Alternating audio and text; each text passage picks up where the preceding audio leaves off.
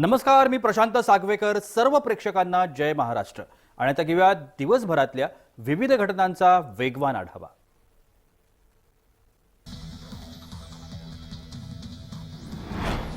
Reserve bank of इंडियानं 19 मे रोजी 2000 रुपयांच्या नोटा व्यवहारातून माघारी घेण्याची घोषणा केली होती. त्यानंतर लोकांना 2000 रुपयांच्या नोटा बँकेत जमा करण्यासाठी सांगण्यात आलं होतं. सप्टेंबरपर्यंत एकूण 93% नोटा बँकेत जमा करण्यात आल्या. नोटा परत करण्यासाठी 30 सप्टेंबरपर्यंतचा अवधी लोकांना देण्यात आला होता.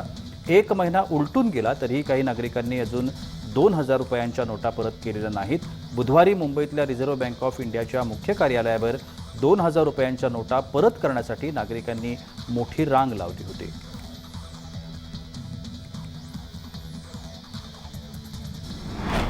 अहमदनगरच्या सम्यक फाउंडेशन प्रणीत श्रमिक मजदूर संघाच्या वतीनं अहमदनगर जिल्हाधिकारी कार्यालयावर विविध मागण्यांसाठी मोर्चा काढण्यात आला. स्वयंपाकी आणि मदतनीस यांना सध्या दरमहा 2500 रुपये मानधन मिळतं. दारिद्र्य रेषेखाली असलेल्या उत्पन्नापेक्षाही त्यांचं उत्पन्न कमी आहे. अहमदनगर जिल्ह्यात सुमारे 10,000 इतकी त्यांची संख्या आहे. त्यामुळे त्यांना तत्काळ दारिद्र्य रेषेचं कार्ड देण्यात यावं आणि इतर योजनांचा लाभ द्यावा अशी विविध मागण्यांसाठी जिल्हाधिकारी कार्यालय इथं हा मोर्चा काढण्यात आला.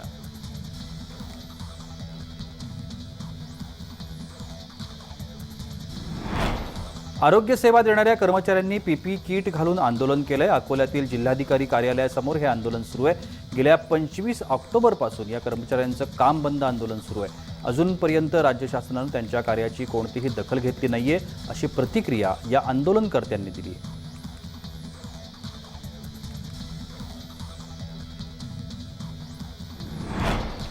आशा स्वयंसेविकांना ऑनलाईन कामं करण्यासाठी होत असलेली सक्ती आणि दडपशाही त्वरित थांबवावी. त्यांना दिवाळी बोनस द्यावा. आशांना किमान वेतन लागू करावं. तसंच केंद्र शासनाकडून मोबदल्यात वाढ मिळवून द्यावी. गटप्रवर्तकांना शासकीय कर्मचाऱ्यांचा दर्जा जोपर्यंत दिला जात नाही तोपर्यंत कंत्राटी कर्मचाऱ्यांप्रमाणे वेतन द्यावं अशा विविध मागण्यांसाठी आशा स्वयंसेविका आणि गटप्रवर्तक 18 सप्टेंबरपासून राज्यव्यापी बेमुदत संपावर गेले आहेत.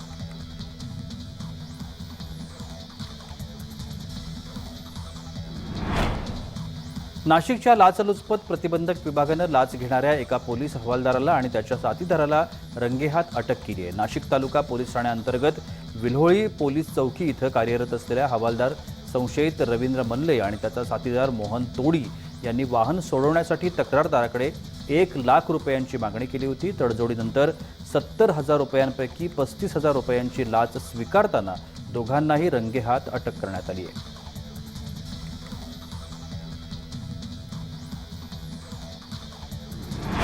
अहमदनगर येथील एका कोटीच्या लाच प्रकरणातील संशयित मुख्य संशयित आरोपी गणेश वाघ अद्याप फरार असून त्याच्या विरोधात देशभरात लुकआउट नोटीस जाहीर केल्याची माहिती लाचलुचपत प्रतिबंधक विभागानं धुळे MIDC येथील कार्यकारी अभियंता गणेश वाघ याला शोधण्यासाठी आणखी 3 पथकं रवाना करण्यात आली आहेत. त्याचप्रमाणे गणेश वाघ याचं घर देखील सील करण्यात आलं आहे.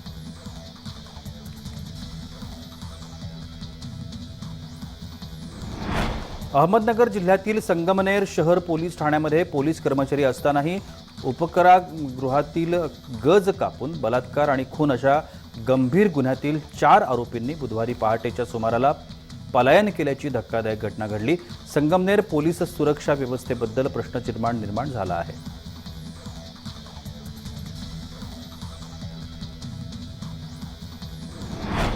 भिवंडी पंचायत समिती, आरोग्य विभाग आणि भिवंडी निजामपूर महानगरपालिका आणि शासकीय उपजिल्हा रुग्णालय दवाखान्यातील कंत्राटी कामगारांना समान वेतन, समान काम, समान मानधन देण्यात यावं या मागणीसाठी गेल्या 25 ऑक्टोबरपासून काम बंद आंदोलन सुरू आहे. राज्य शासनानं बुधवारीपर्यंत कोणतंच आश्वासन पूर्ण केलं नाहीये. त्यामुळे कंत्राटी कामगारांनी भिवंडी पंचायत समितीमध्ये आरोग्य विभागाच्या सर्व मेडिकल ऑफिसर्स तसं कर्मचारी यांचा निषेध मोर्चा काढला.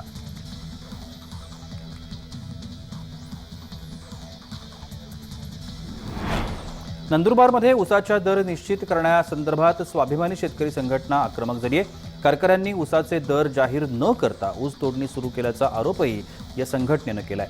शेतकरी संघटनेच्या वतीनं ऊसाला 2900 रुपये दराची मागणी करण्यात आली आहे. यावेळी कारखान्याकडे जाणारी ऊसाची वाहनं स्वाभिमानी शेतकरी संघटनेच्या कार्यकर्त्यांनी अडवली.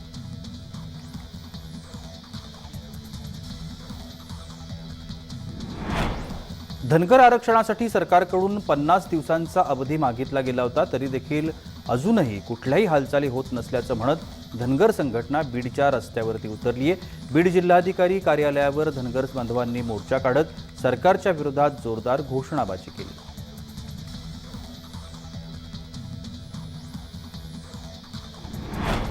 चिपळूण तालुक्यातील कळकवणे येथे अद्यापही रस्ता पोहोचलेला नाही, त्यामुळे इथल्या लोकांना अनेक समस्यांना सामोरं जावं लागतंय। जीवघेणा प्रवास करत 4 ते 5 किलोमीटरची पायपीट इथं करावी लागते।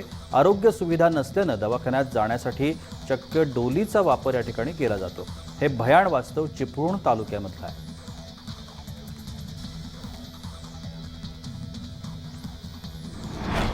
संपूर्ण राज्यात आरोग्य कंत्राटी कर्मचारी समायोजन करण्याच्या मागणीसाठी आंदोलन करतात। अमरावतीत आजचा आंदोलनाचा 14वा दिवस आहे। अमरावती देखील आरोग्य कंत्राटी आणि कर्मचारी आंदोलनाला बसलेत। यावेळी त्यांनी आज आंदोलनस्थळी अंगावर लाल वस्त्र परिधान करून सरकारचा निषेध केला। आमच्या मागण्या मान्य न झाल्यास यापेक्षाही तीव्र आंदोलन करणार असल्याचा इशारा यावेळेला या कर्मचाऱ्यांनी दिला।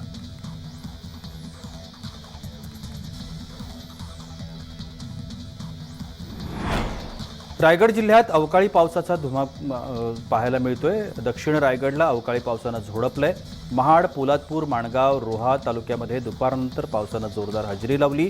या अवकाळी पावसानं भात पिकाचं मोठं नुकसान झालंय। कापणी केलेल्या आणि कापणी योग्य भात पिकाला अवकाळी पावसाचा फटका बसल्यानं शेतकरी हवालदिल झालेत।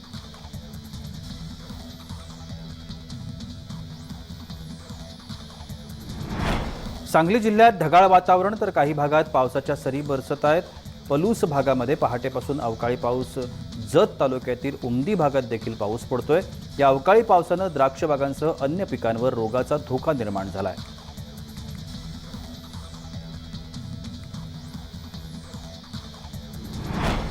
औंध परिसरामध्ये पावसाच्या दमदार हजेरीनं शेतकरी सुखावह झालाय। आज पहाटेपासूनच पडत असलेल्या पावसानं रब्बी पिकाला जीवदान मिळणार आहे। ज्वारी, गहू, हरभरा, बटाटा यासारख्या पिकांना हा पाऊस उपयुक्त ठरणार आहे।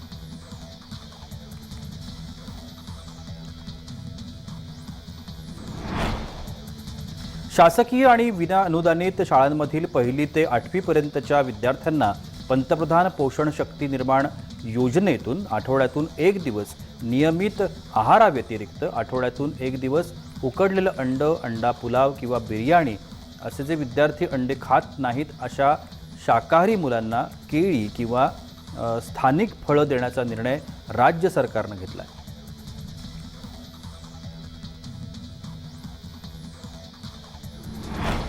करवीर निवासिनी अंबाबाईच्या किरणोत्सवाला गुरुवारपासून सुरुवात होते। 9 ते 13 नोव्हेंबर या कालावधीमध्ये होणारा किरणोत्सव पूर्ण क्षमतेने होण्याची शक्यता आहे।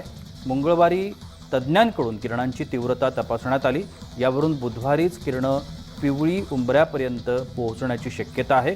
केवळ ढगाळ वातावरणाचा अडथळा न आल्यास संपूर्ण किरणोत्सव 5 दिवस चालणार आहे।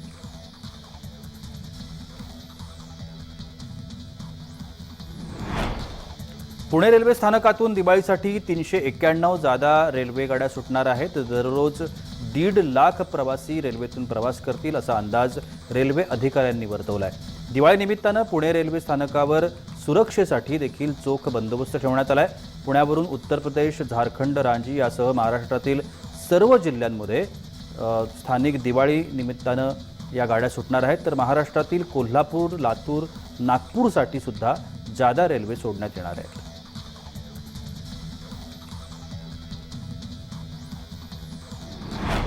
दिवाळी अवघ्या काही दिवसांवर येऊन ठेपली आहे। बाजारात विविध प्रकारचे मातीचे दिवे विक्रीसाठी दाखल झालेत।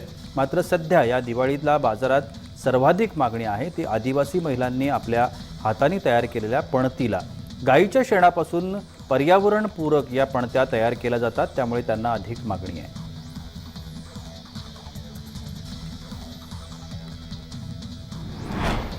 दिवाळी सणात सर्वाधिक मिठाईची खरेदी केली जाते। या निमित्तानं मिठाई दुकानात अनेक प्रकारच्या नवीन मिठाया दुकानदार ग्राहकांसाठी तयार करतात। चंद्रपूरच्या दुकानांमध्ये जवळपास 3 ते 3.5 हजार प्रकारच्या मिठाया, ड्रायफ्रूट्स, गिफ्ट पॅक, नमकीन ग्राहकांसाठी तयार करण्यात आले आहेत।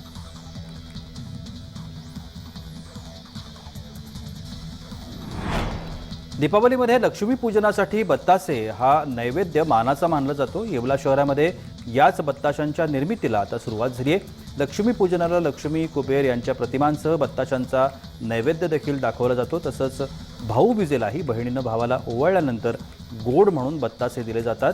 पिवळी लाल रंगासह विविध प्रकारचे बत्तासे आता तयार करण्यात येत आहेत।